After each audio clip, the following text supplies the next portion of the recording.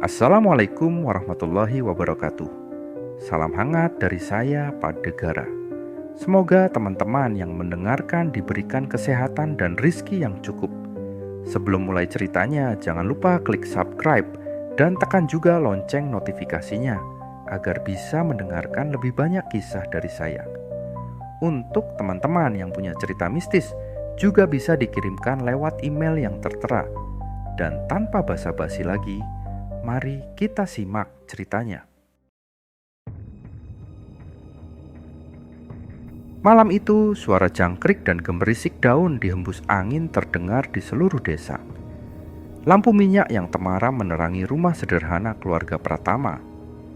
Di sudut kamar kecil, seorang anak laki-laki berusia 7 tahun, Raka, duduk di atas kasur tipis.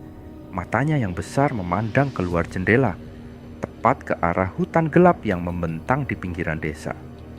Ibunya, Bu Sari, sedang merapikan dapur, sementara Pak Surya, ayah Raka, tertidur di ruang tengah setelah seharian bekerja di ladang.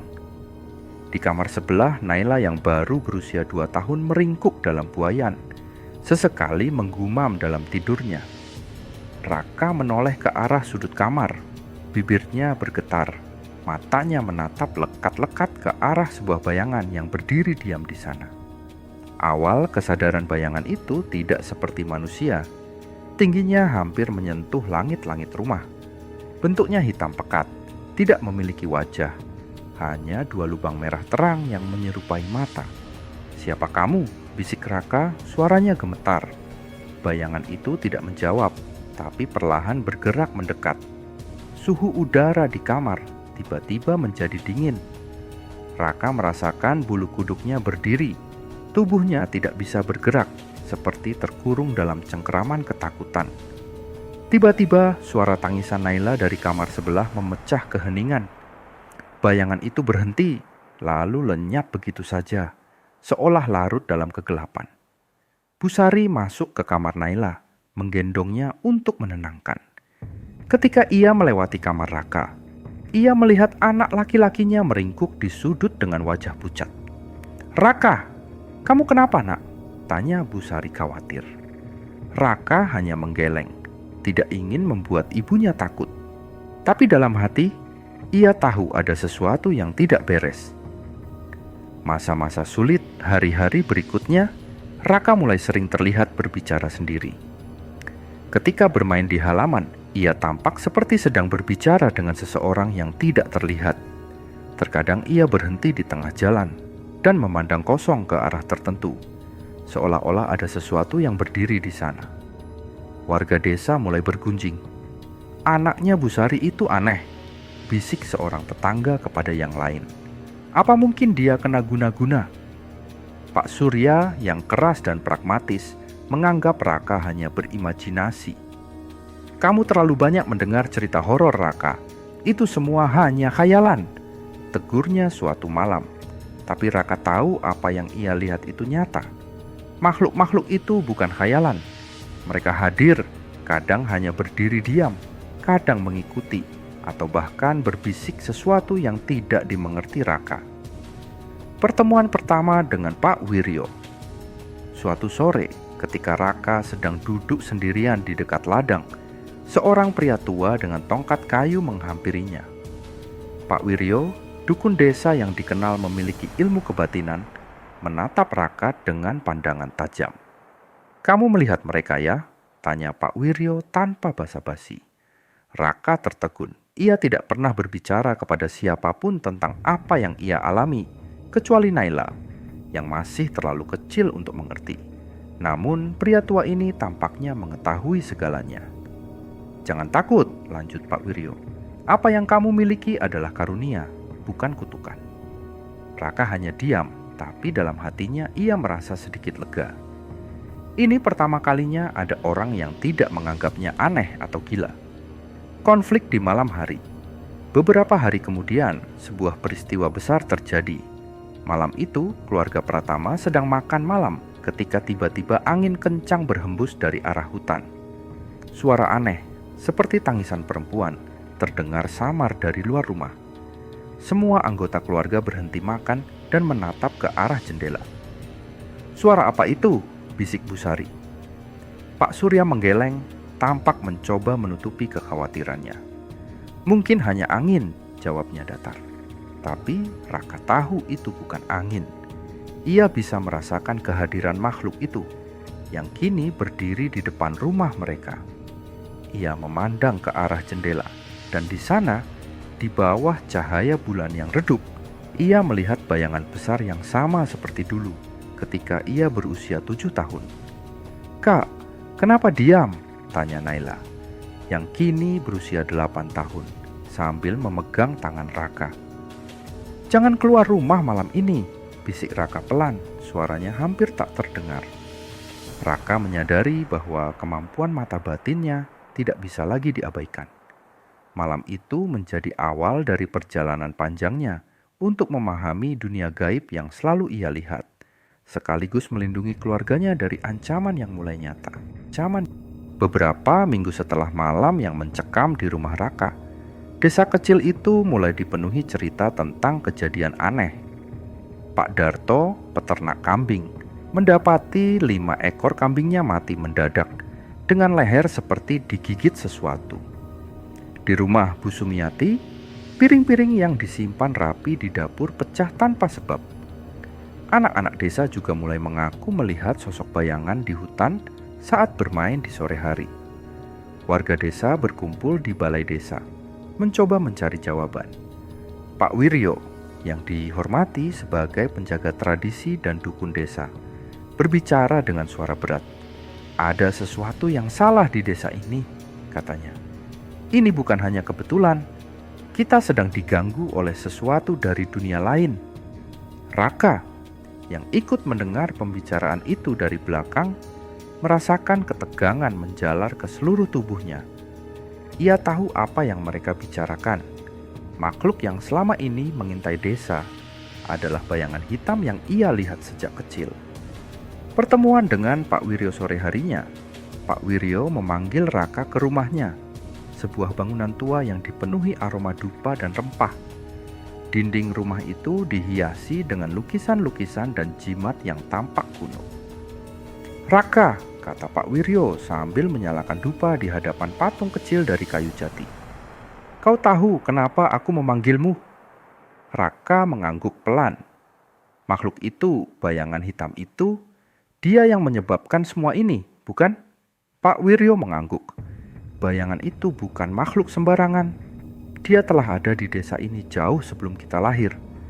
Leluhur kita berhasil menyegelnya di tepi sungai, tapi segel itu semakin lemah." "Kenapa sekarang, Pak? Kenapa dia muncul lagi?" tanya Raka dengan nada gelisah. "Karena ada yang mengusik segelnya," jawab Pak Wiryo. "Aku belum tahu siapa atau apa yang melakukannya, tapi aku tahu satu hal. Kau adalah satu-satunya yang bisa melihat makhluk ini dengan jelas. Mata batinmu adalah kunci untuk menghentikannya." Raka hanya terdiam. Baginya, kemampuan ini lebih terasa sebagai beban daripada karunia. Tapi ia tak bisa mengabaikan kenyataan bahwa desa, keluarganya, dan Naila terancam. Penglihatan di tengah malam-malam itu, Raka mencoba tidur lebih awal, tapi matanya tak kunjung terpejam. Suara angin yang menggesek dedaunan di luar rumah terasa lebih keras dari biasanya. Sekitar tengah malam, ia terbangun oleh perasaan yang aneh, seperti ada sesuatu yang memperhatikan dari sudut kamar. Ia duduk di ranjang, menatap ke arah jendela. Di luar, bulan yang redup menerangi halaman, dan di sana berdiri sosok bayangan hitam. Kali ini bentuknya lebih jelas, tingginya jauh lebih besar dari manusia, dan mata merahnya berkilat di kegelapan. Bayangan itu tidak bergerak, hanya berdiri diam sambil menatap Raka. Tapi di kepalanya, Raka mendengar suara berbisik. Suara itu terdengar seperti banyak orang berbicara sekaligus, pelan tapi menakutkan. "Jangan usik aku akan bebas," bisik suara itu.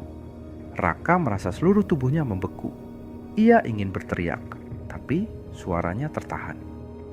Dalam kepanikan, ia meraih jimat kecil yang diberikan Pak Wiryo siang tadi. Begitu jimat itu digenggam, bayangan itu perlahan memudar. Diskusi dengan Naila pagi harinya, Raka bercerita kepada Naila tentang apa yang ia alami. Meski Naila tidak bisa melihat makhluk-makhluk itu, ia selalu mendengarkan dengan penuh perhatian. "Jadi, bayangan itu sudah lama di sini?" tanya Naila. "Iya," jawab Raka. "Dan dia semakin kuat. Kalau aku tidak melakukan apa-apa, dia akan bebas." "Kalau begitu aku ikut," kata Naila dengan nada tegas. Raka menggeleng. "Tidak, ini terlalu berbahaya untukmu." "Tapi aku bisa membantumu, Kak," balas Naila. "Aku mungkin tidak bisa melihat mereka, tapi aku bisa berada di sisimu. Kau selalu melindungiku. Sekarang biar aku yang melindungimu." Raka terdiam. Kata-kata adiknya membuat hatinya hangat, meski ia tetap merasa berat untuk membiarkan Naila terlibat. Desa yang semakin mencekam gangguan di desa semakin menjadi-jadi. Beberapa warga mulai sakit tanpa sebab, sementara yang lain bermimpi buruk tentang hutan dan sungai.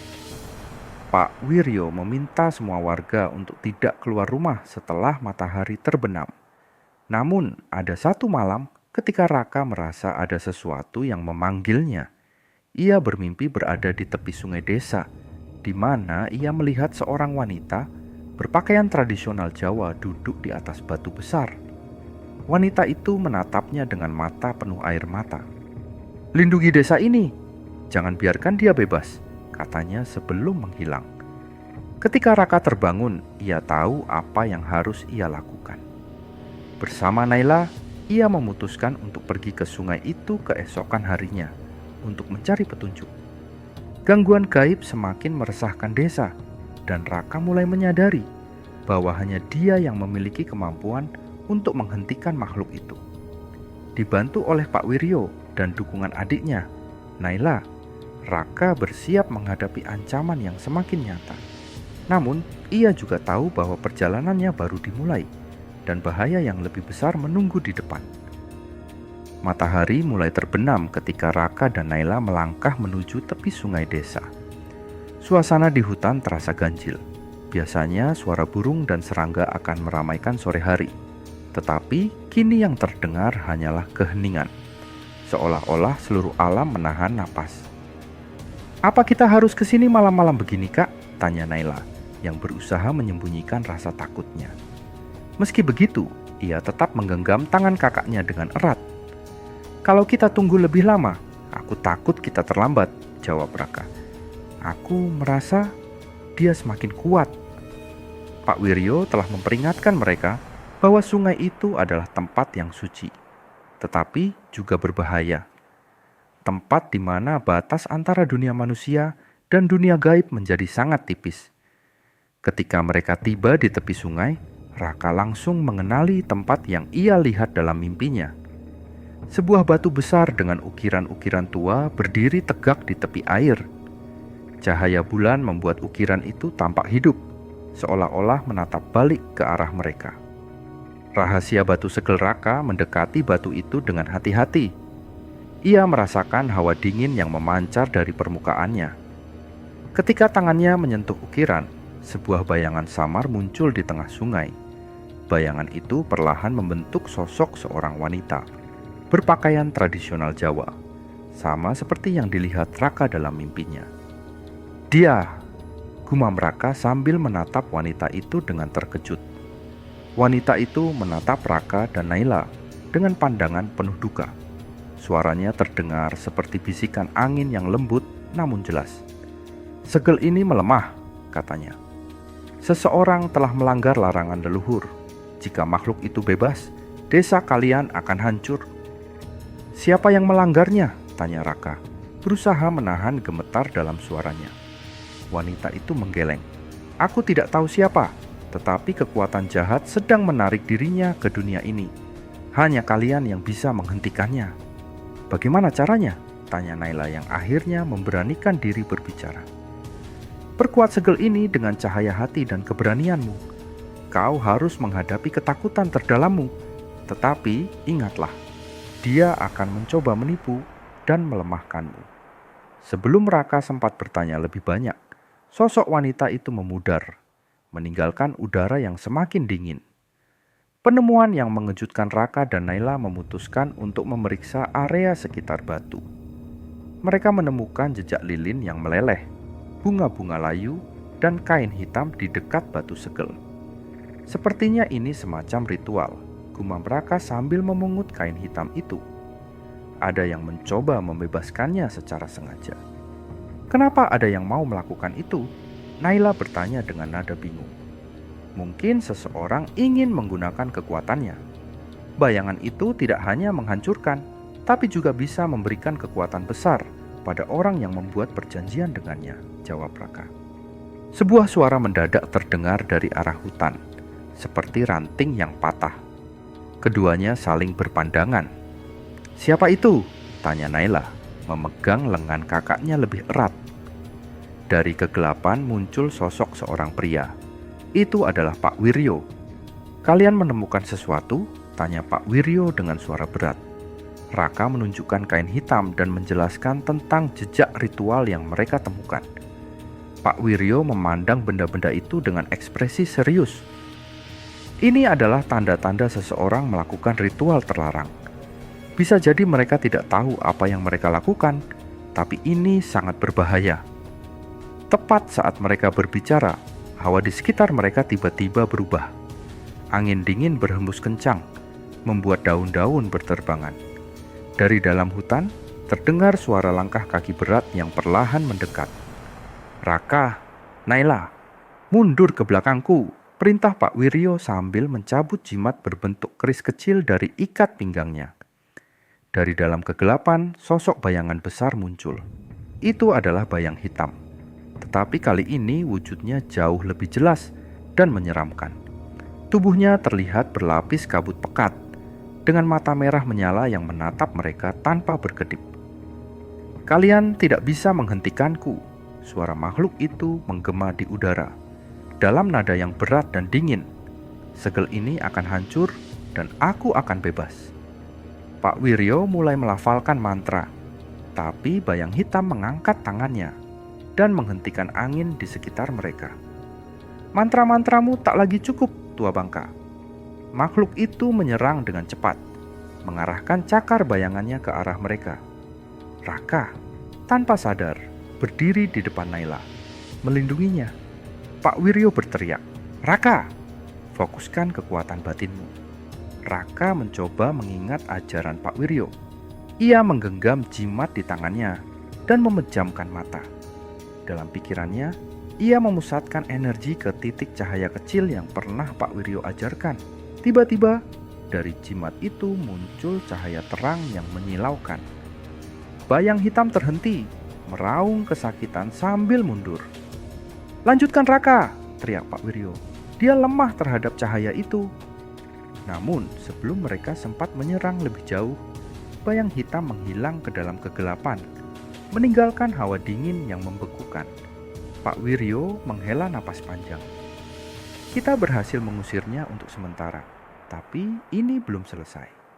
Segel itu harus diperbaiki secepatnya, atau dia akan kembali dengan kekuatan yang lebih besar."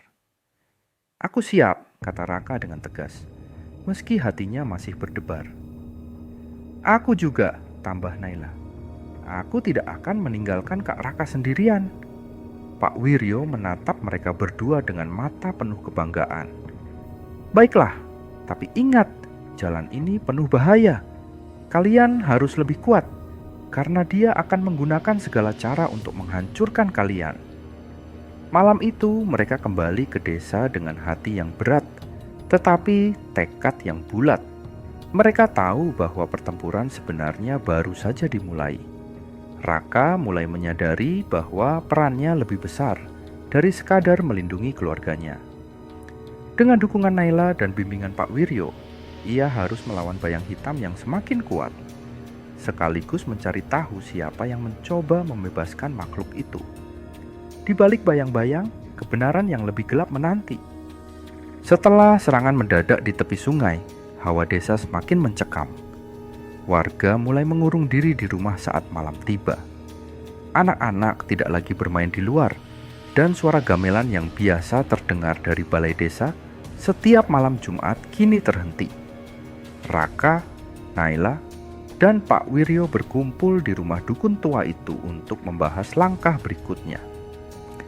Pak Wiryo tampak lebih gelisah dari biasanya. Bahkan aroma dupa yang biasanya membuat rumah itu menenangkan terasa lebih berat malam itu. "Kita tidak punya banyak waktu," kata Pak Wiryo sambil menatap Raka.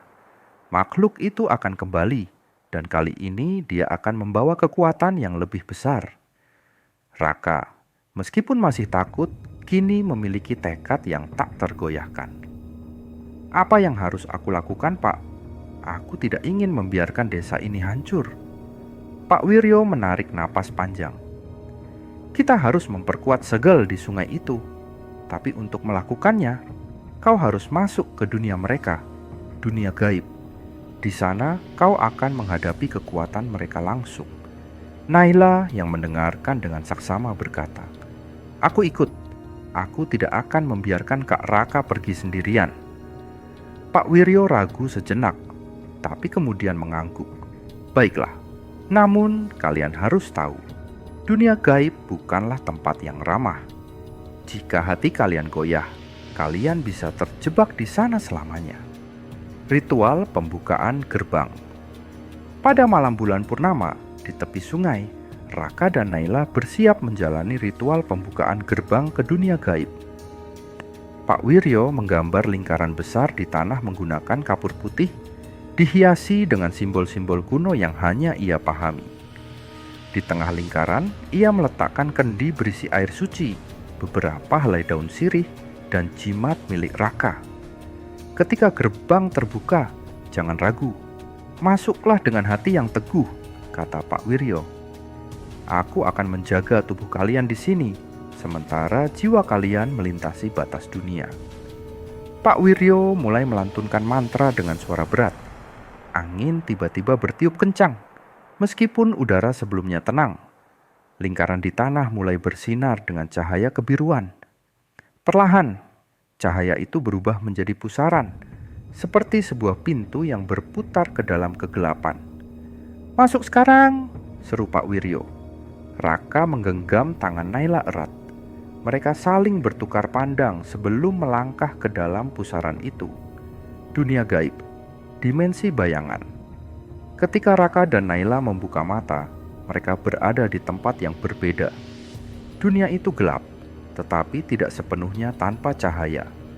Langit berwarna ungu gelap dengan kilauan seperti bintang-bintang yang redup. Pepohonan di sekitar mereka bergerak perlahan, seolah bernapas. Udara di sana dingin dan penuh bisikan aneh, seperti suara-suara dari jauh. "Kak, ini tempat apa?" tanya Naila, suaranya bergetar. "Ini dunia mereka," jawab Raka. "Tempat bayang hitam berasal." Di depan mereka, sebuah jalan setapak terlihat mengarah ke sebuah bangunan besar berbentuk candi. Bangunan itu terbuat dari batu hitam dengan ukiran yang menyerupai wajah-wajah mengerikan. Raka merasakan sesuatu menariknya ke arah candi itu. Ujian hati. Ketika mereka mendekati candi, sebuah sosok muncul di depan mereka. Itu adalah wanita berpakaian tradisional Jawa yang sebelumnya mereka temui di tepi sungai. Namun kali ini wajahnya terlihat penuh luka dan suaranya terdengar lebih berat. "Kalian tidak akan bisa melewati tempat ini tanpa membuktikan hati kalian," katanya. "Setiap langkah menuju candi adalah ujian. Jika kalian gagal, kalian tidak akan pernah kembali." Wanita itu menghilang, dan jalan setapak di depan mereka berubah menjadi lorong yang panjang dan gelap.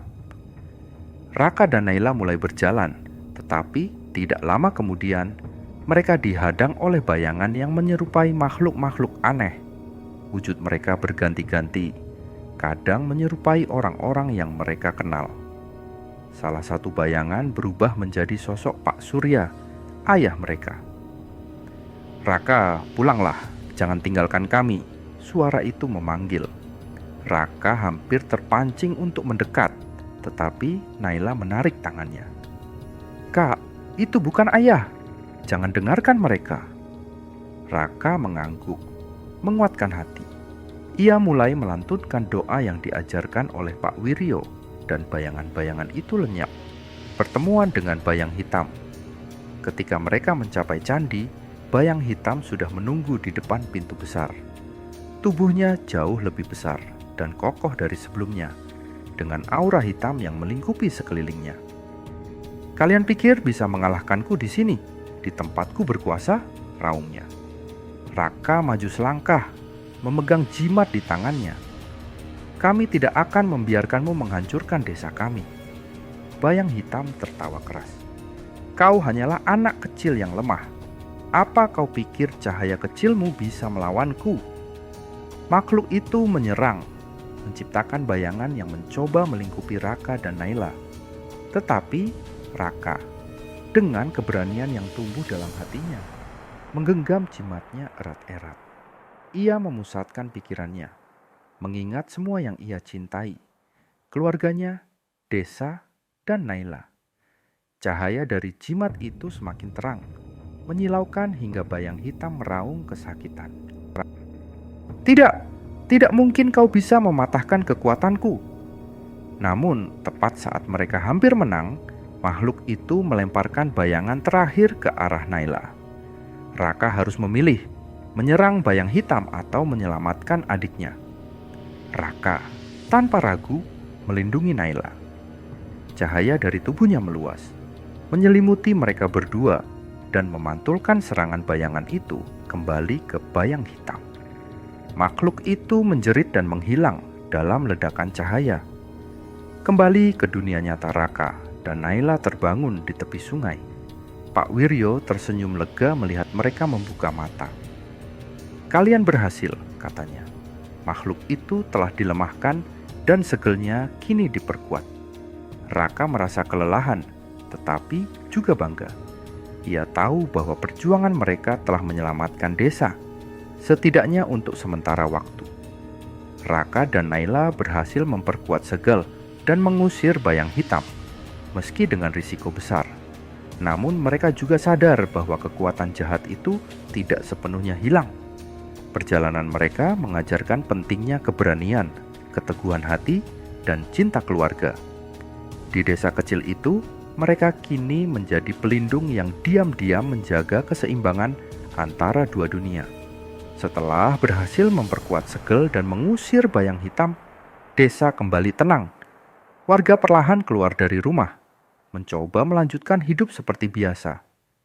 Namun, Raka merasa ada sesuatu yang masih salah. Setiap malam, ia mendengar bisikan samar di telinganya, seperti suara yang memanggilnya kembali ke sungai. Kau merasa aneh, Kak? Tanya Naila suatu malam. Ia duduk di dekat jendela, memandang ke arah hutan. Ya, jawab Raka. Aku merasa ini belum berakhir. Bayang hitam mungkin tidak lagi di sini, tapi aku yakin ada sesuatu yang masih berusaha membebaskannya. Pak Wiryo juga mulai merasakan hal yang sama. Ia mengundang Raka dan Naila ke rumahnya, tempat ia mengungkapkan sesuatu yang mengejutkan. Rahasia leluhur Pak Wiryo mengambil sebuah kitab tua dari lemari kayunya. Kitab itu berisi catatan leluhur desa yang telah diturunkan selama beberapa generasi.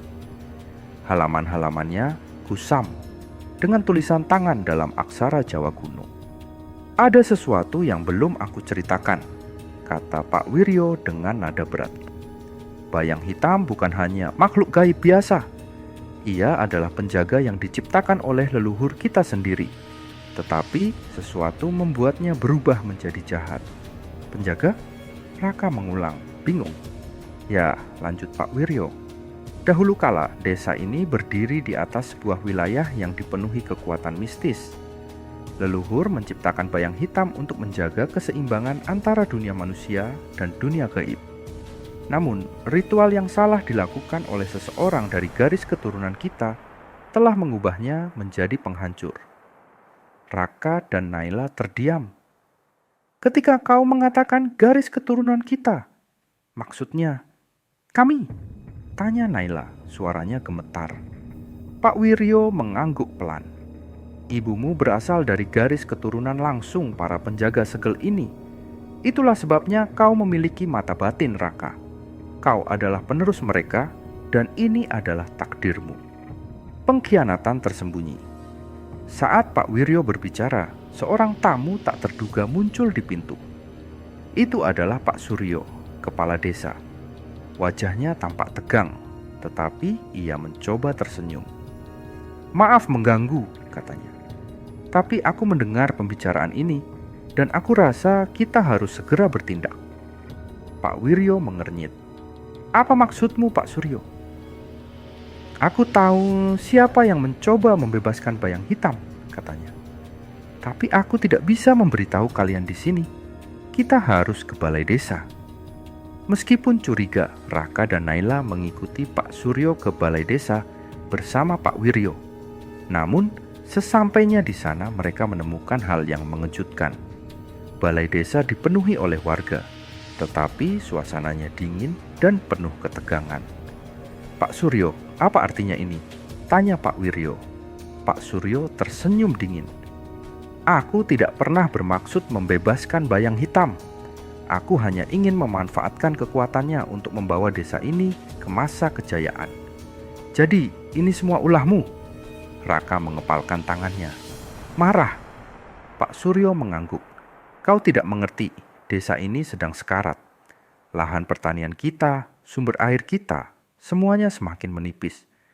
Dengan kekuatan bayang hitam, aku bisa mengubah semuanya. Tapi kau menghancurkan segel dan mempertaruhkan nyawa semua orang," bentak Naila.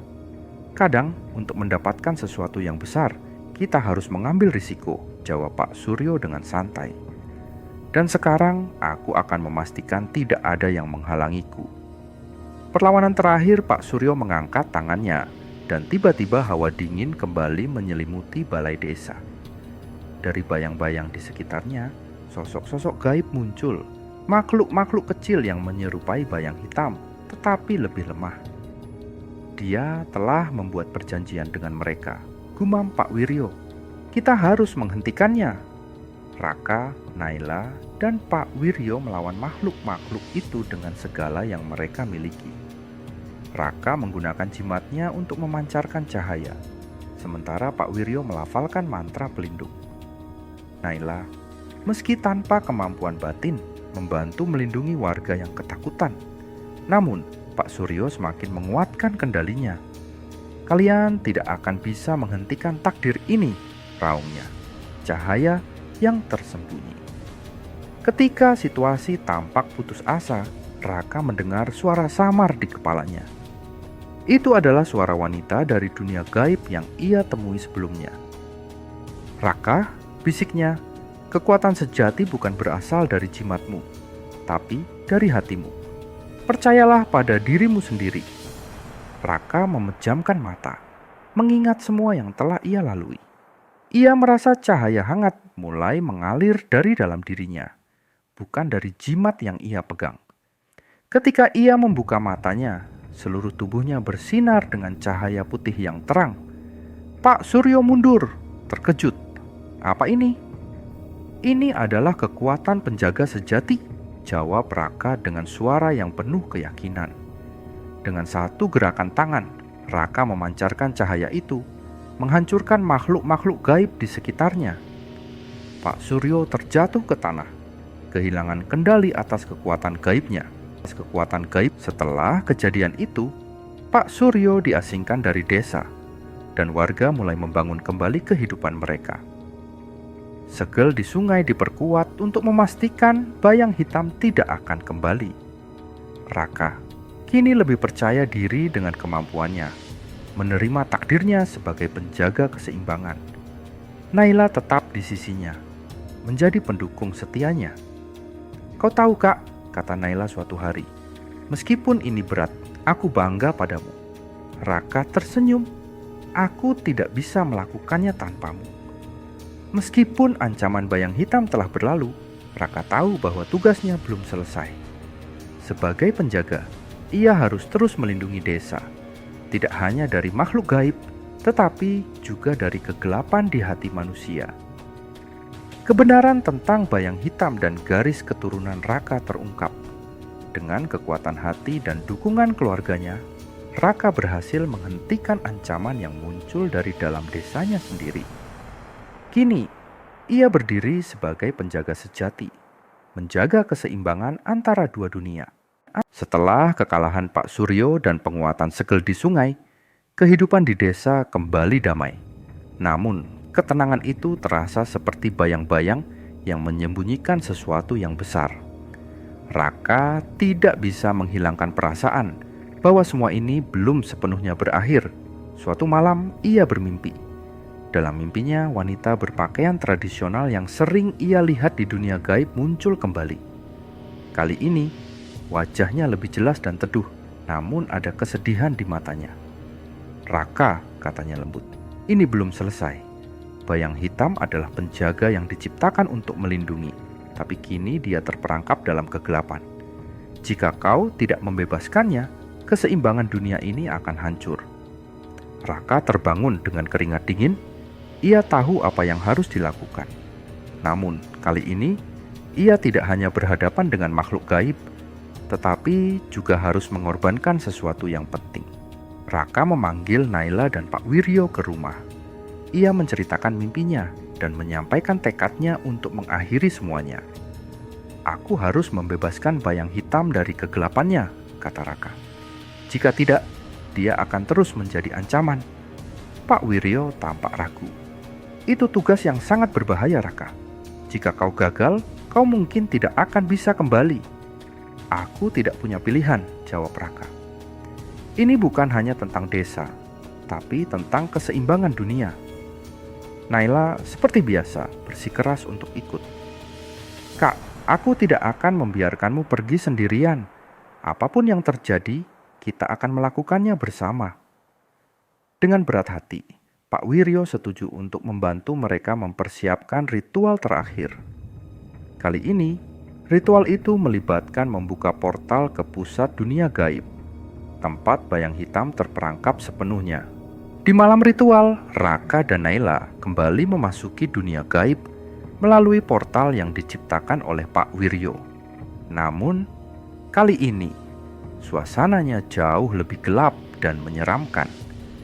Langit ungu yang dulu mereka lihat kini berubah menjadi merah darah, dengan kilatan petir yang menyambar dari kejauhan. Mereka tahu bahwa mereka mendekati pusat kekuatan bayang hitam. Perjalanan mereka membawa mereka ke sebuah dataran luas, di mana sebuah pohon besar berdiri tegak di tengah. Pohon itu hitam legam, dengan cabang-cabang yang tampak seperti cakar. Di bawahnya, bayang hitam berdiri, jauh lebih besar dan lebih menakutkan dari sebelumnya. Matanya memancarkan cahaya merah, penuh dengan kebencian dan kesakitan. "Kenapa kalian kembali?" Suaranya menggelegar, mengguncang tanah di sekitar mereka. "Bukankah aku sudah memberi kalian kesempatan untuk hidup?" Raka maju dengan keberanian yang mengguncang dirinya sendiri. "Kami tidak datang untuk melawanmu. Kami datang untuk membebaskanmu." Bayang hitam tertawa keras. "Membebaskan? Tidak ada yang bisa membebaskanku. Aku adalah kegelapan itu sendiri." Raka ingat pesan dari wanita di mimpinya. Ia tahu bahwa bayang hitam tidak sepenuhnya salah. Ia adalah makhluk yang diciptakan untuk melindungi, tetapi dikhianati oleh manusia. Dalam pengkhianatan itu, ia menjadi terjebak dalam siklus kebencian. "Kau bukan kegelapan," kata Raka dengan tegas. "Kau adalah penjaga. Kau diciptakan untuk melindungi keseimbangan. Biarkan aku membantumu mengingat siapa dirimu." Bayang hitam berhenti sejenak, seolah ragu. Namun, kegelapan yang telah menguasainya terlalu kuat. Ia melancarkan serangan besar, mengirimkan gelombang energi yang menghantam Raka dan Naila. Naila terjatuh, tapi Raka berdiri kembali. Ia memusatkan semua cahaya yang ia miliki, membentuk sebuah bola energi putih di tangannya. "Jika aku harus mengorbankan diriku untuk membebaskanmu, aku akan melakukannya." Raka melangkah maju, meskipun tubuhnya terasa lemah. Ia menaruh tangannya di dada bayang hitam, membiarkan cahaya, dari dalam dirinya mengalir masuk. Dalam sekejap, ia melihat kilasan masa lalu bayang hitam. Waktu ketika ia adalah makhluk penuh cahaya, melindungi desa dengan kasih sayang. Ketika cahaya Raka mencapai inti bayang hitam, sesuatu yang luar biasa terjadi. Kegelapan yang melingkupi makhluk itu mulai memudar. Tubuhnya mengecil, berubah menjadi sosok pria tua dengan wajah penuh kebijaksanaan. "Aku ingat sekarang," kata pria itu dengan suara lemah. "Aku adalah pelindung, tapi aku kehilangan diriku sendiri. Namun pembebasan itu membutuhkan harga." Tubuh Raka mulai memudar, cahaya dari dirinya menghilang sedikit demi sedikit. "Kak!" Naila berteriak, mencoba meraih tangannya. "Jangan pergi!" Raka tersenyum, meskipun air mata mengalir di pipinya. "Ini takdirku, Naila. Jagalah desa, dan jagalah keseimbangan."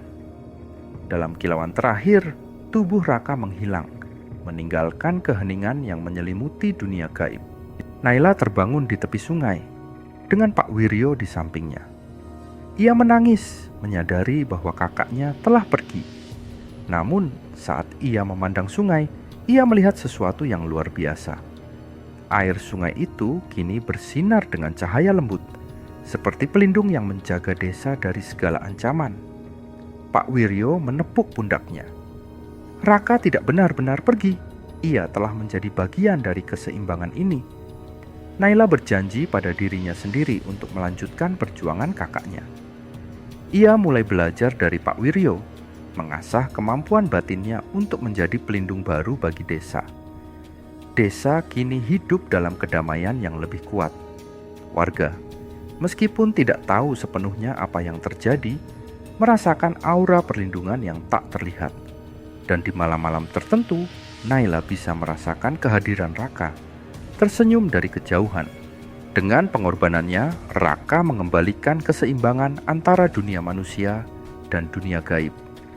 Meskipun ia telah pergi, semangat dan pengorbanannya tetap hidup dalam hati Naila dan desa yang ia lindungi. Cahaya yang ia tinggalkan menjadi pengingat abadi bahwa keberanian dan cinta sejati dapat mengatasi kegelapan apapun.